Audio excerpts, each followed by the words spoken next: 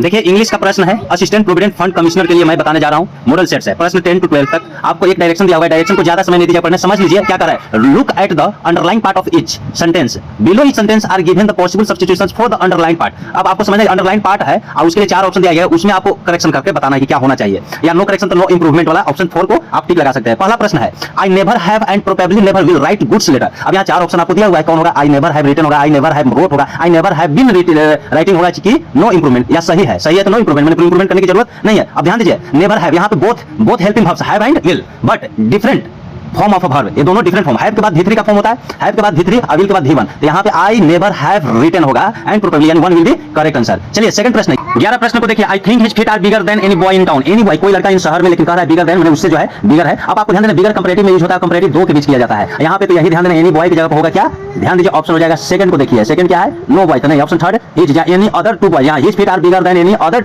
Boys in town, boys होगा, 2 के बीच है तो एनी अदर का प्रयोग करेंगे, यानी third will be correct answer. 12वां प्रश्न कहता है, I have not hardly studied for this examination. Hardly का प्रयोग होता है नेगेटिव सेंस में, हार्डली का प्रयोग होता है नेगेटिव सेंस में। आइए ध्यान दीजिए, नेगेटिव सेंस में आपको जैसे नॉट मच, स्कार्सली, ऐसा जो भी, इसलिए यहाँ पे नॉट पहले से लगा हुआ है तो नॉट वाला गलत, हैव नॉट कभी नहीं होगा। आई हैव हार्डली स्टडी यानी second will be correct answer. आप कहोगे कि हार्डली वाला पहले क्यों नहीं, हार्डली आई हैव स्टडी क्यों नहीं? तो हार्डली का प्रयोग कभी भी मेन वर्ब के पहले और ऑक्सिलरी यानी हेल्पिंग वर्ब के बाद यूज किया जाता है, इसलिए second will be correct answer.